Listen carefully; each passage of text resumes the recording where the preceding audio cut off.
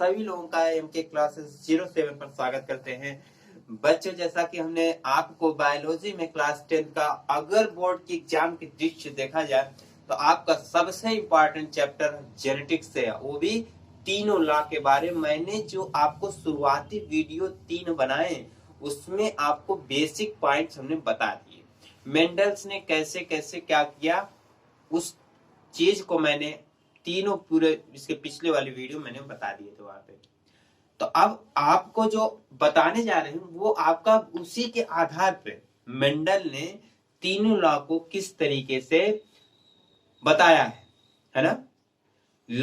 Mendel ने 3 law बताया। जब उन्होंने पूरा जब मोनो हाइब्रिड क्रॉस कराया, डाई हाइब्रिड क्रॉस कराया, इन सब कराने के बाद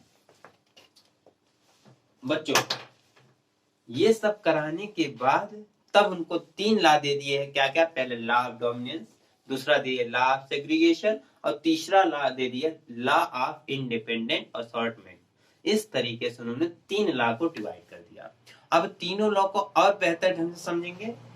जो लॉ ऑफ डोमिनेंट है बच्चों, इसमें क्या कहा उन्होंने कि in crossing between organism pure for contrasting character of a pair, only one character of the pair appears in F1 generation। मतलब F1 जनरेशन पैरेंटल से जो F1 जनरेशन आएगी उसमें एक ही कैरेक्टर डिवाइड करेगा। जैसे मैंने समझाया था टी, कैपिटल टी और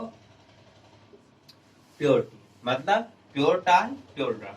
जब इसमें क्रॉस कराया गया था बच्चों कि क्या आया था? टी, टी आया।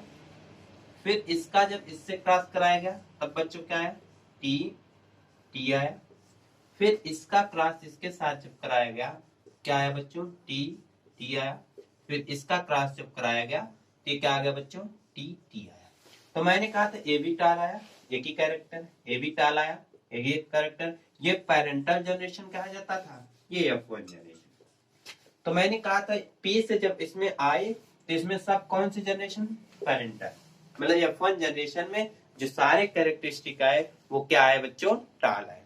ते लॉ ऑफ डोमिनेंस मतलब जब हम प्योर कॉन्ट्रास्टिंग पेयर लेंगे, मतलब प्योर का मतलब प्योर टाल प्योर डॉट हमने लिया, F1 जनरेशन में एक ही कैरेक्टर आपको शो किया, इसे क्या कहते हैं? Law of dominance. इन्होंने पहला लॉ दे दिया।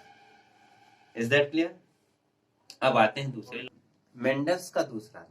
मेंडल साहब ने पहले लॉ में ये बताया कि जब कोई प्योर कॉन्ट्रास्टिंग कैरेक्टर का आपस में क्रॉस कराया जाता है उसमें F1 जनरेशन में हमेशा एक ही कैरेक्टर शो करता है। फिर दूसरा जो उन्होंने बताया लॉ ऑफ सेग्रीगेशन। क्या बताया बच्चों? Law of segregation. Law of segregation का मतलब कह रहा है कि एन ऑर्गेनिज्म हैज 2 एलील। जैसे मैंने कहा ये टी टी 2 एलील है, ये टी टी 2 एलील है। इसी को कहते हैं फॉर ईच जीन, मतलब प्रत्येक जीन के लिए 2 एलील्स होते हैं। But they can pass only one. इन सब में केवल एक ही पास होता है, टी टी। इसका एक पास हुआ, इसका एक पास हुआ। मतलब इन दोनों जीन में से जो दोनों एलील में से एक ही जीन क्या होता है? पास होता है। ईच जीन में से एक ही पास होगा, दोनों का दोनों कैरेक्टर पास नहीं होगा। लेकिन अगर मैंने कह दिया इसमें टी है, इसमें टी है, इसका टी अलग पास करे, इसका मतलब इसका कहने का मतलब ये है बच्चों कि एन ऑर्गेनिज्म के पास 2 एलील्स होते हैं। जो एलील जीन उसके केवल और केवल एक ही कैरेक्टर पास होगा। बस इतना ध्यान दीजिए। Is that clear? क्या आप लोग यहां तक समझ में आया? यही कहता है लॉ ऑफ सेग्रीगेशन।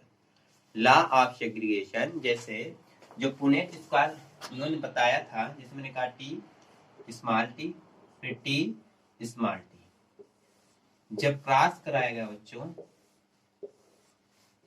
यही है ना, टी का टी के साथ क्रॉस कराओगे, टी यहां से एक कैरेक्टर आया, यहां से एक कैरेक्टर, मतलब इन दोनों में से एक ही कैरेक्टर जा रहा है ना। फिर इसका कैरेक्टर इसके साथ, फिर इसका कैरेक्टर इसके साथ, इसका कैरेक्टर इसके साथ, क्या लगा? तो मतलब जब कभी भी आर के पास 2 एलील होते हैं लेकिन केवल एक का जीन पास होता है। ठीक है, यहां तक ये इसी को कह दिया उन्होंने law of segregation. I hope you are understand very well. अब आते हैं मेंडल्स के तीसरे लॉ पे। तीसरा लॉ जो हमने डाई हाइब्रिड क्रॉस करवाया था उसी से रिलेटेड उन्होंने बना दिया। क्या कहा उन्होंने? देखिए, when individual differing in two or more than two pairs of contrasting character are crossed, मतलब दो से अधिक कंट्रास्टिंग पेयर को अगर क्रॉस कराया जाता है बच्चों, तो कह रहे हैं कि the inheritance of any one pair is, मतलब जो उसका एक पेयर होता है वो अफेक्टेड नहीं होता by the presence of the other. जैसे मैंने ट्राई हाइब्रिड क्रॉस में मैंने क्या बताया था, round round, yellow yellow, wrinkled wrinkled, और क्या लिया था मैंने, येलो येलो। मैंने कहा डबल पेयर है, मतलब दो कैरेक्टर्स लिया मैंने क्या किया, राउंड और येलो, ये दोनों आपस में मिक्स थोड़ी ना हो रहे हैं, ये दोनों आपस में मिक्स नहीं हो रहे। जैसे राउंड का जो अपना काम है वो राउंड कर रहा है, येलो का जो काम है वो अपना येलो कर रहा है। तो मतलब वो कह रहा है कि इसके अफेक्ट में जैसे येलो इसको थोड़ी ना अफेक्ट कर रहा है, राउंड को येलो नहीं अफेक्ट कर रहा, राउंड क्या है उसका शेप है, येलो वाई क्या है, कलर है, इसलिए इसको अफेक्ट नहीं कर रहा है दूसरा वाला कैरेक्टर। तो वही कह रहा है when individual differing in two or more, जब कभी भी बच्चों हम दो से अधिक कंट्रास्टिंग पेयर का एक साथ क्रॉस कराते हैं, तो उसमें दूसरा वाला कैरेक्टर पहले वाले कैरेक्टर को अफेक्ट नहीं करता है। बस तीसरा ला इन्होंने इस तरीके से बना दिया। तो हमने सीखा तीन ला of dominance, La of segregation, La of independent assortment. इस तीनों ला बहुत ही इंपॉर्टेंट है, बोर्ड का एग्जाम में जाओगे आप लोग तो वहां पे ये बहुत अच्छे से रट के जाना और लिख के पूरा आना है। अब अगला एक छोटा सा टॉपिक है जो अगले वीडियो में बनाएंगे, सेक्स डिटर्मिनेशन। वो भी आपका छोटा सा पॉइंट है, उसको बना करके फिर आपको चलेंगे आवर इन्वायरमेंट पे। आई होप ये वीडियो आप लोगों को पसंद आएगी।